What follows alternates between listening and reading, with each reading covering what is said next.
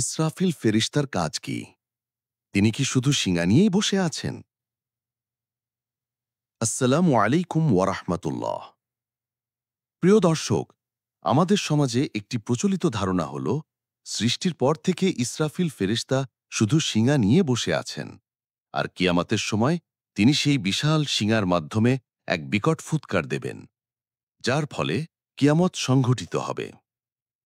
এছাড়া তার আর কোনো কাজ নেই। এ ধারণা কি আসলেই সত্য?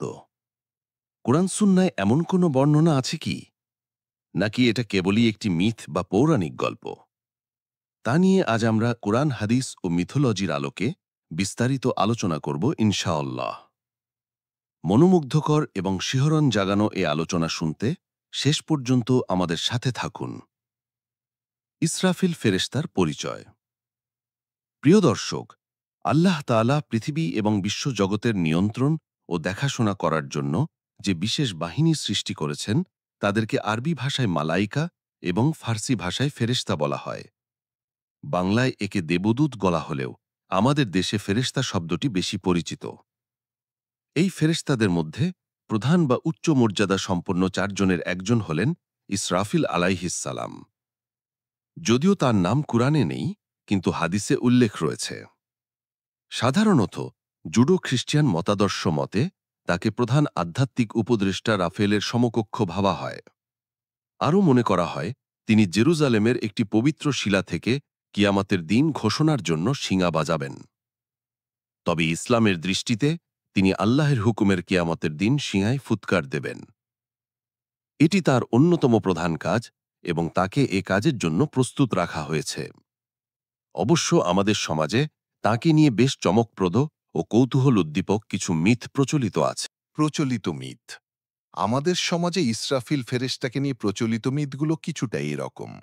সর্বশক্তিমান আল্লাহ ফেরেশতাদের মধ্যে সর্বপ্রথম ইসরাফিলাকে সৃষ্টি করেন। ইসরাফিল ফেরেশতার 4টি বিরাট পাখা আছে। এর এক প্রান্ত পূর্বের শেষ সীমা পর্যন্ত এবং অপর প্রান্ত পশ্চিমের শেষ প্রান্ত পর্যন্ত বিস্তৃত, এবং একটি পাখা নিচে বিস্তৃত ও অপরটি তার মাথার উপরে প্রসারিত হয়ে আছে। তার শরীর এত বড়, যদি দুনিয়ার 7 সমুদ্রের পানি তার মাথার উপরে ঢেলে দেওয়া হয়, তবে এর এক ফোঁটা পানিও মাটিতে গড়িয়ে পড়বে না, সবই তার শরীরে শুকিয়ে যাবে। ইসরাফিল মাথা হতে পা পর্যন্ত সারা দেহ অগণিত বড় বড় জাফরানি লোমে আবৃত। তার অসংখ্য মুখ এবং প্রত্যেক মুখে অসংখ্য জিহ্বা আছে। তিনি প্রত্যেক জিহ্বা দ্বারা সহস্রাধিক ভাষায় কথা বলতে সক্ষম। তিনি তার সর্বপ্রধান ও সর্ববৃহৎ মুখে একটি বিরাট শিঙ্গা বা বাঁশি নিয়ে বসে আছেন। যেদিন আল্লাহর আদেশ হবে, সেদিন তিনি সেই বাঁশি ফুঁক দিয়ে সারা মহাবিশ্ব উড়িয়ে ধূলিকণায় পরিণত করে দিবেন। ইসরাফিলের প্রত্যেক নিঃশ্বাস প্রশ্বাসে যেসব ফেরেশতা জন্মগ্রহণ করেন এবং জন্মানো মাত্রই তারা আল্লাহ তাআলার জিকিরে লিপ্ত হয়ে পড়েন।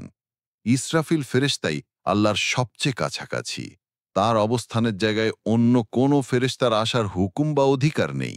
আর ইসরাফিল ফেরেশতার কাঁধের ওপর আল্লাহ তাআলার আরশের পায়া স্থাপিত আছে। ইসরাফিল এবং জিব্রাইল ফেরেশতার অবস্থানের মধ্যে একাধিক ক্রমে 70টি পর্দা অবস্থিত। উক্ত পর্দাগুলির দূরত্ব এক থেকে অপরটি 500 বছরের রাস্তা। আল্লাহ তাআলার আরশ বহনকারী 8 জন ফেরেশতা এবং কেরামান ও কাতেবিন উপাধিধারী ফেরেশতা সবাই ইসরাফিল ফেরেশতার অবয়ব বিশিষ্ট, তবে আকারে তার চেয়ে ছোট। ইসরাফিল ফেরেশতার নিঃশ্বাস প্রশ্বাসে যেসব ফেরেশতার জন্ম হচ্ছে, তারা সকলেই ইসরাফিলের মতো দৈহিক অবয়ব নিয়ে জন্ম নিচ্ছে, কিন্তু আকৃতিতে ছোট। যখন ইসরাফিল ফেরেশতা শিঙ্গায় ফু দেবেন, তৎক্ষণাৎ কিয়ামত শুরু হয়ে যাবে। তখন এমনই কঠিন অবস্থা হবে, যে ব্যক্তি খাবার বা পানীয় মুখে দেবার উদ্যোগ নিয়েছে বা মুখে দিয়েছে, সে তা মুখে দেওয়া অথবা রেখে দেওয়ার অবসর পাবে না। খাবার বা পানীয় মুখেই থেকে যাবে। যে ব্যক্তি কাপড় পরার উদ্যোগ নিয়েছে, সে তা পরিধান করার বা রেখে দেওয়ার অবসরও পাবে না। মুহূর্তের মধ্যে সারা জগৎব্যাপী একটা হুলুস্থুল পড়ে যাবে। ইসরাফিল আল্লাহ তাআলার কাছে 7 আসমান ও 7 জমিনের মধ্যে অবস্থিত যাবতীয় জিন, মানুষ, পশু পাখি ও দানবের শক্তি প্রার্থনা করেছিলেন। সে অনুযায়ী আল্লাহ তাআলা তাকে সারা বিশ্বের সব প্রাণী তথা জড় ও জীবের শক্তি দান করেছিলেন। এ কারণেই তিনি যখন সেই শক্তি দিয়ে সিংগায় ফুঁ দেবেন, তখন তার প্রচণ্ড তীব্রতায় ও ভাইব্রেশনে গ্রহ নক্ষত্র কক্ষচ্যুত হয়ে যাবে, পাহাড় পর্বত চূর্ণ বিচূর্ণ হয়ে পেঁজা তুলোর মতো উড়ে যাবে, সমুদ্র শুকিয়ে যাবে, সারা পৃথিবীতে ভীষণ ভূমিকম্প হয়ে পৃথিবীর মাটি বিধ্বস্ত ও ওলটপালট হয়ে যাবে। এমনকি ৪০ গজ নিচের মাটি উপরে আর উপরের মাটি ৪০ গজ নিচে চলে যাবে।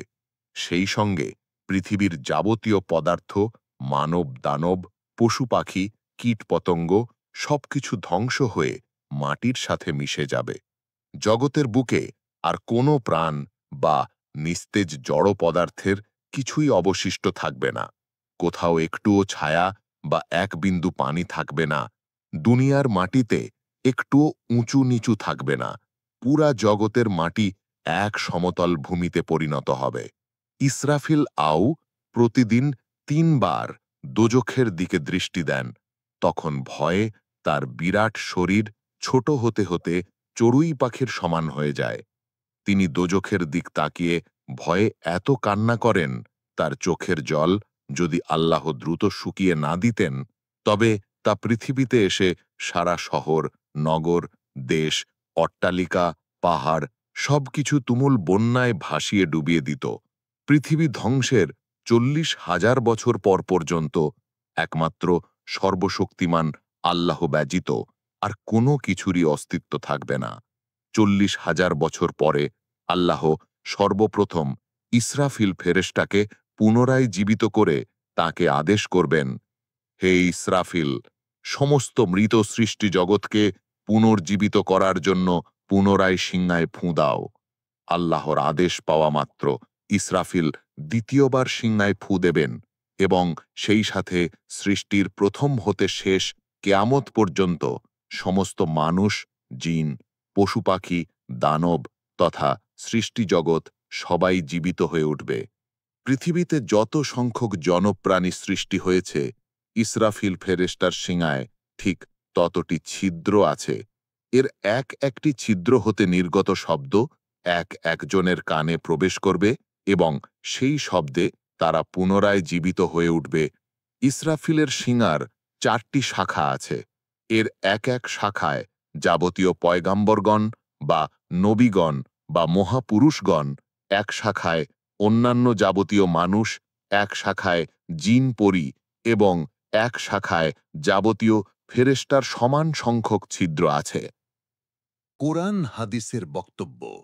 সুপ্রিয় দর্শক, এতক্ষণ ধরে ইসরাফিল ফেরেশতা সম্পর্কে যা বলা হয়েছে তা ছিল মিথ বা পৌরাণিক গল্প। আমরা অনেক সময় এগুলো শুনে থাকি, তবে এগুলোর প্রায় অনেকখানি কল্পনা ছাড়া আর কিছুই নয়। কারণ আল কুরআন বা সহি হাদিসে এ বিষয়ে এমন কোনো বর্ণনা পাওয়া যায় না। তাই কুরআন সুন্নায় ইসরাফিল সম্পর্কে যে বর্ণনাগুলো পাওয়া যায়, এবার আমরা সেগুলো নিয়ে আলোচনা করব।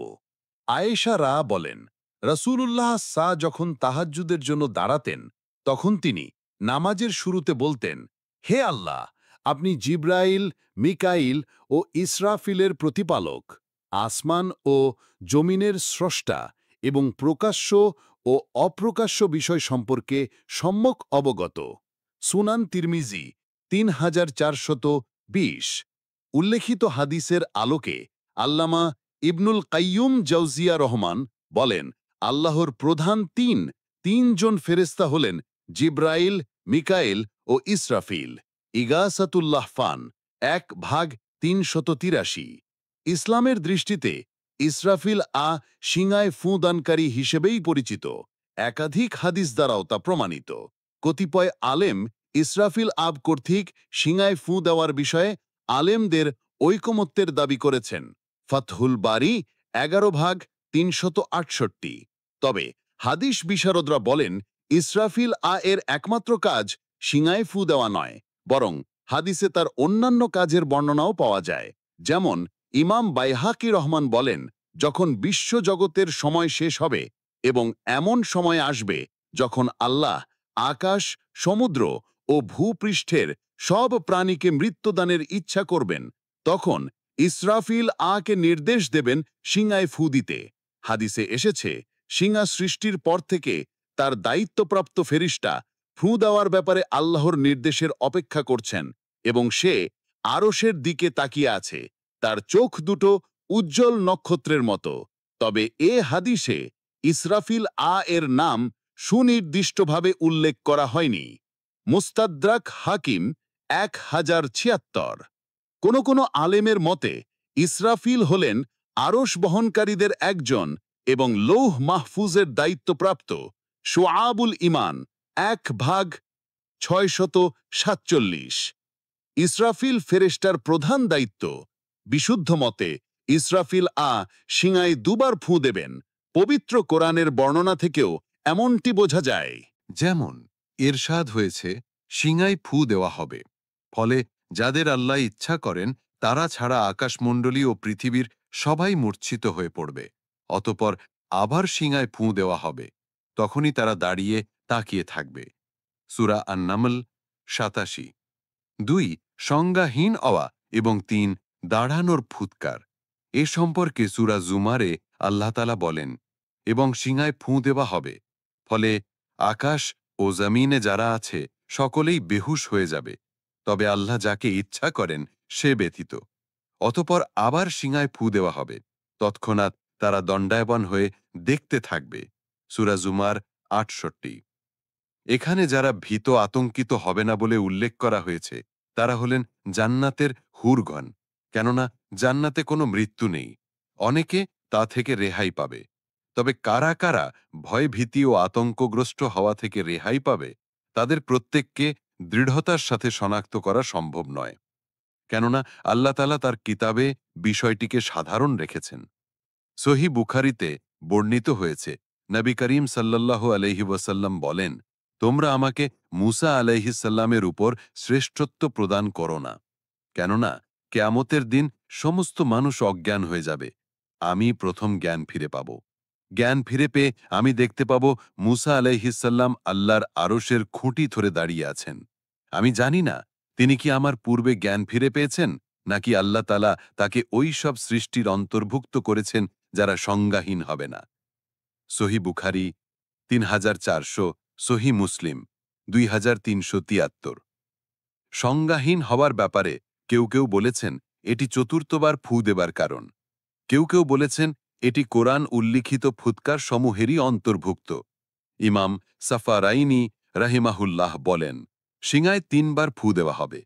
ভীত, সন্ত্রস্ত ও আতঙ্কিত হওয়ার ফুৎকার। এর মাধ্যমে সৃষ্টি জগতের শৃঙ্খলা পরিবর্তন হবে এবং সৃষ্ট সবকিছু নষ্ট হয়ে যাবে। এদিকে ইশারা করেই আল্লাহ তাআলা বলেছেন, এরা তো কেবল অপেক্ষা করছে এক মহা গর্জনের, যাতে কোনো বিরতি থাকবে না। সূরা সোয়াদ 15। দ্বিতীয় ফুৎকারটি হবে সংজ্ঞাহীন হওয়ার জন্য। এতে সবাই ধ্বংস হয়ে যাবে। আল্লাহ তাআলা বলেন, এবং সিংহায় ফু দেওয়া হবে, ফলে আকাশ ও জমিনে যারা আছে সকলেই সংজ্ঞাহীন হয়ে যাবে, তবে আল্লাহ যাকে ইচ্ছা করেন সে ব্যতীত। সূরা জুমার 68। এখানে সংজ্ঞাহীন হওয়াকে মৃত্যু বলা হয়েছে। তৃতীয় ফুৎকারটি হবে পুনরুত্থান ও হিসাব নিকাশের। পবিত্র কোরআনে বহু আয়াত এবং অনেক হাদিসে সিংহায় পুনরুত্থানের ফু দেওয়ার কথা প্রমাণ রয়েছে। আল্লাহ তাআলা বলেন, তারপর সিংহায় ফু দেওয়া হবে এবং সহসা তারা নিজেদের রবের সামনে হাজির হবার জন্য কবর থেকে বের হবে। সূরা ইয়াসিন 51। সুপ্রিয় দর্শক, এতক্ষণ যে আয়াতগুলো বর্ণনা করা হলো সে আয়াতসমূহ থেকে বোঝা যায় প্রথম আয়াতে যে ফুৎকারের কথা আলোচিত হয়েছে সেটার ফল শুধু পৃথিবীর অধিবাসীরা নয়, বরং আকাশের অধিবাসীরাও ভয়ে প্রকম্পিত হবে। সেটা মূলত কিয়ামতের ফুৎকার। এর ফল আকাশমণ্ডলী ও পৃথিবীতে যারা থাকবে সকলে বেহুশ হয়ে যাবে, তবে আল্লাহ যাদের রক্ষা করবেন তারা বেহুশ হবে না। দ্বিতীয় ও তৃতীয় আয়াতে যে সিংহার ফুৎকারের কথা এসেছে সেটা দ্বিতীয় ও শেষ ফুৎকার। দ্বিতীয়বার সিংহা ফুঁক দিলে সকলেই জীবিত হয়ে উঠবে, পৃথিবী আলোকিত হবে এবং হিসাব নিকাশ শুরু হবে। আবু হুরায়রা রাদিয়াল্লাহু থেকে বর্ণিত, রাসূলুল্লাহ সাল্লাল্লাহু আলাইহি ওয়াসাল্লাম বলেন, দুই সিংহায় ফুৎকারের মধ্যে সময় হল 40। লোকেরা প্রশ্ন করল, 40 মানে কি 40 দিন? আবু হুরায়রা রাদিয়াল্লাহু বলেন, না। তারা জিজ্ঞেস করল, তাহলে কি 40 মাস? আমি বললাম, না। তারা জিজ্ঞেস করল, তাহলে কি 40 বছর? আমি বললাম, না। রাসূলুল্লাহ সাল্লাল্লাহু আলাইহি ওয়াসাল্লাম বললেন, এরপর আল্লাহ তাআলা আকাশ থেকে পানি বর্ষণ করবেন, তখন মানুষেরা জেগে উঠবে যেমন উদ্ভিদ উদ্গত হয়। মানুষের দেহের কিছুই অবশিষ্ট থাকবে না, থাকবে শুধু মেরুদণ্ডের একটি হাড়, আর এটি দিয়েই কিয়ামতের দিন সৃষ্ট জীবকে পুনরায় তৈরি করা হবে। সহি বুখারিতে 3400, সহি মুসলিমে 2373। সুপ্রিয় দর্শক, সহি বুখারি ও মুসলিমে বর্ণিত এ হাদিস থেকে বোঝা যায় কিয়ামত সংঘটিতে দুবার সিংহায় ফুৎ দেওয়া হবে। অবশ্য বেশ কিছু আলেম 3 বা 4 বার সিংহা ফুঁকে কথা বলেছেন, কিন্তু আল কুরআনের আয়াত ও সহি হাদিস দ্বারা প্রমাণিত দুবার সিংহা ফুঁকের বিষয়টি অধিকতম বিশুদ্ধ। দুই ফুৎকারের মাঝে সময়ে 40 দিন, না 40 মাস, না 40 বছর, কোনটি আসলে উদ্দেশ্য? বিভিন্ন হাদিসে 40 বছরের কথা বলা হয়েছে, কিন্তু সে হাদিসগুলো দুর্বল সূতের। আসল কথা হল বিষয়টি অস্পষ্ট রাখা হয়েছে, কারণ এ বিষয়ে আল্লাহ ব্যতীত অন্য কেউ অবগত নয়, কেননা এটি মহান আল্লাহর রুবুবিয়াতের বৈশিষ্ট্য। কিয়ামতের সময় কবরে মানুষের দেহে কোনো কিছু অবশিষ্ট থাকবে না, শুধু একটি মেরুদণ্ডের হাড় আল্লাহ তাআলা অক্ষত রাখবেন, সেটি দিয়েই মানুষকে পুনরায় সৃষ্টি করবেন। আল্লাহ রব্বুল আলামিন আমাদের সকলকে সিরাতুল মুস্তাকিমের উপর চলার তৌফিক দান করুন, যেন আমরা ওইসব লোকের মধ্যে গণ্য হতে পারি যাদেরকে মৃত্যুর আতঙ্ক চিন্তিত করবে না, বরং হাসি মুখে তা বরণ করবে। আমিন। কুরআন ও হাদিসের আলোকে জীবন গড়ুন। ইসলাম অ্যান্ড লাইফের সাথেই থাকুন। নিয়মিত আমাদের ভিডিও আপডেট পেতে ইসলাম অ্যান্ড লাইফ চ্যানেলটি সাবস্ক্রাইব করে বেল আইকনটি প্রেস করে দিন।